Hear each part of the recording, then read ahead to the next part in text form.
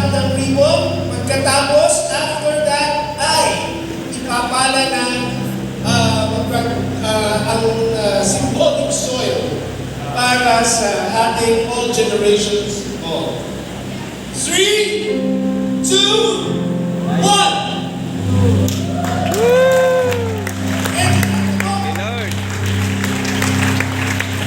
At ang ating mga workers, 3, 2, 1!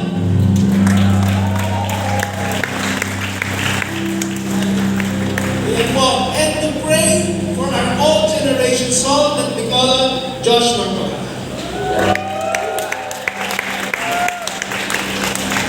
Ito po napakabuti po ng Panginoon po sa simbahan. Sabi ko ito tayo magdiklara. Lord, thank you po Lord sa araw na to. Lord, thank you po Lord sa mga tao pong sama-sama po nagdidiklara. Lord, dinidiklara po namin Lord, ito pong next generation po Lord ay matatapos po Lord ng walang problema Lord.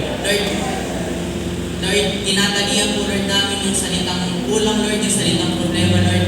Dahil pinapakawalan po namin Lord yung life joy man Lord na mararanasan nila habang gumagawa Lord. Lord, dinidekarahan din po namin Lord yung budget po Lord na gagamitin po ito Lord. Lord, alam ko po Lord na kayo po Lord yung hihingi po Lord sa mga tao Lord. At ikaw po Lord yung mag-provide Lord ng mga gagamitin Lord para dito Lord. Lord, dinidekarahan din po namin Lord yung weather Lord na hindi po siya makakasagaba Lord sa paggawa dahil Lord, ikaw po Lord yung pabor mo po Lord yung mananay Lord. Lord, dinidekarahan din po namin Lord yung mga manpower po Lord na gagawa Lord dahil ikaw po Lord yung magbibigay sa kanila ng lakas Lord at hindi po mahihirapan Lord humanap ng mga gagawa dahil ikaw Lord yung magbibigay nito Lord. Dahil ikaw Lord yung magpapagay nito Lord. Lord, dinidekarahan din po namin Lord ito pong all generation hall ay marami pang henerasyon na mapagpapala Lord.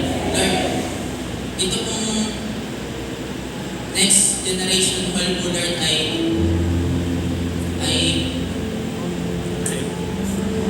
marami pa pong mga tao na makakilala at marami pong mga tao na matatanggap Lord.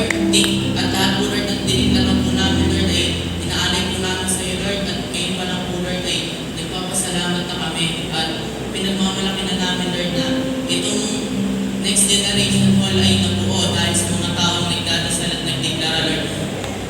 Ito Lord ay nabuo dahil sa pabor mo. In Jesus' name, Amen. Amen. Amen. Amen. Thank you, Lord. Josh,